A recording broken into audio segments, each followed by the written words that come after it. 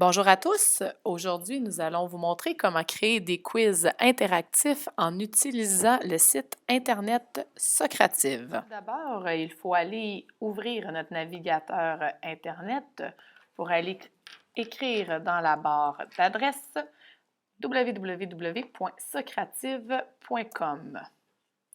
Une fois que le tout a été fait, vous devez aller créer votre compte. Pour cela, vous cliquez sur Get a Free Account et encore une fois sur Get a Free Account. Ensuite, vous devez remplir les informations en écrivant votre prénom, votre nom, le courriel de la commission scolaire en le confirmant à niveau. Également, créez-vous un mot de passe que vous allez écrire à un endroit pour vous permettre de vous en rappeler, le pays ainsi que le rôle que vous avez. N'oubliez pas d'aller cliquer sur I agree to the terms qui vous permettra d'aller créer votre compte. Lorsque vous allez créer votre compte à la page Socrative, vous allez tomber directement à la page d'accueil. Mais ici, je vais vous montrer comment vous connecter lorsque vous allez être sorti du site Socrative. Donc, vous allez dans votre barre d'adresse et écrivez www.socrative.com. Comme votre compte a déjà été créé, allez cliquer sur Teacher Login, entrez votre adresse courriel que vous avez utilisée pour créer votre compte, votre mot de passe et appuyez sur Sign In. Lorsque vous allez rentrer, la page d'accueil sera en anglais. Donc, je vais vous inviter à aller changer en français pour que ce soit plus facile pour vous. Donc, vous cliquez sur Settings, My Profile. Et vous voyez ici, c'est écrit English. Donc, on va aller le changer pour français. Vous pouvez aussi changer le type d'organisation et écrire l'adresse, le nom de l'école. Mais vous allez voir que l'adresse que l'école, elle n'est pas listée. Donc, c'est pas plus grave que ça si vous le laissez vide. Ensuite de ça, il sera temps de créer vos nouveaux quiz. Maintenant que vous êtes connecté sur votre Socrative, nous allons vous montrer comment créer un nouveau questionnaire. Alors, à partir de votre tableau de bord, vous devez aller cliquer sur Gérer les jeux questionnaires. Puis ensuite, cliquez sur Créer un jeu questionnaire encore à nouveau. À cet endroit, vous allez nommer votre jeu questionnaire. Alors ici, nous allons y aller avec les classes de mots. Alors, nous allons l'appeler les classes de mots. Ici, vous avez la possibilité ensuite d'ajouter une question. Donc, soit une question à choix multiple, une question vrai ou faux ou une question à réponse courte. Alors, débutons peut-être avec une question à choix multiple. Donc, dans la phrase « Le chien rouge mange un os », à quelle classe de mots appartient chien? Donc, vous allez rentrer des choix de réponse. Alors, nom, adjectif, déterminant, etc. Donc, ici, on vous invite à aller cliquer pour aller mettre la bonne réponse. Donc, ici, le mot chien est un nom. Et ensuite, vous allez pouvoir aller expliquer le pourquoi. Ensuite de ça, vous pouvez aller ajouter une autre question. Donc, comme on a fait un choix multiple, on va aller avec un vrai ou faux. Donc, vrai ou faux, le mot « le » est un déterminant. Donc, la réponse est vraie. Donc, la bonne réponse, on va aller cliquer sur vrai. Encore là, on pourrait mettre une explication. Et on va ajouter une troisième question qui est une réponse courte. Donc, peut-être la même chose. Dans la phrase « Le chien rouge mange un os », à quelle classe de mots appartient rouge? Et on va aller ajouter une bonne réponse. Par contre, vous devez savoir ici que l'enfant doit écrire sans aucune faute d'orthographe pour que ça soit bien comptabilisé. Donc, on va aller ajouter peut-être une autre réponse pour s'assurer si jamais ils mettent au pluriel.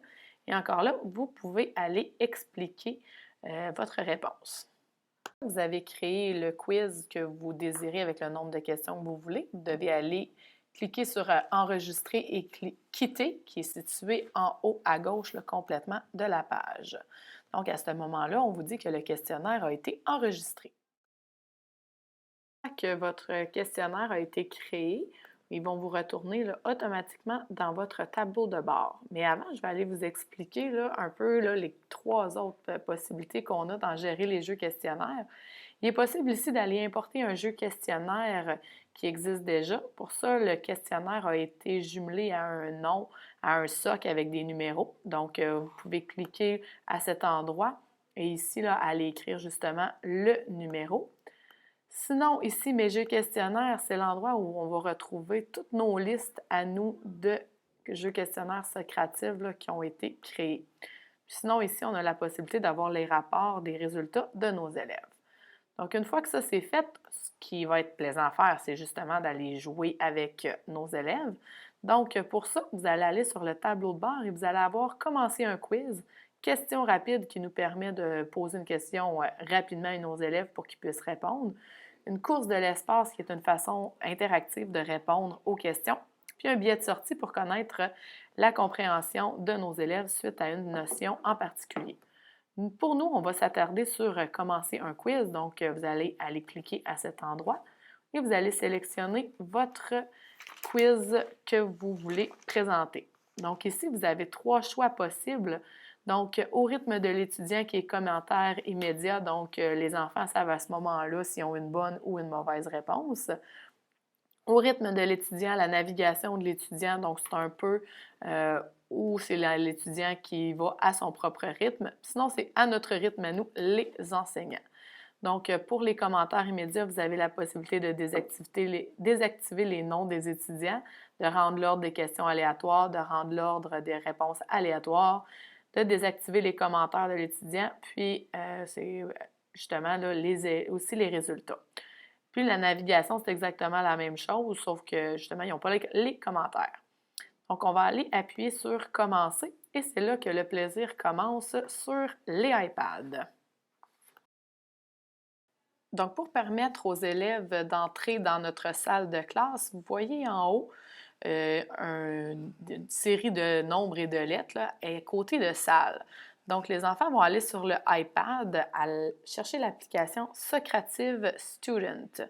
En ce qui nous concerne, là, je vais utiliser l'ordinateur pour pouvoir vous le montrer.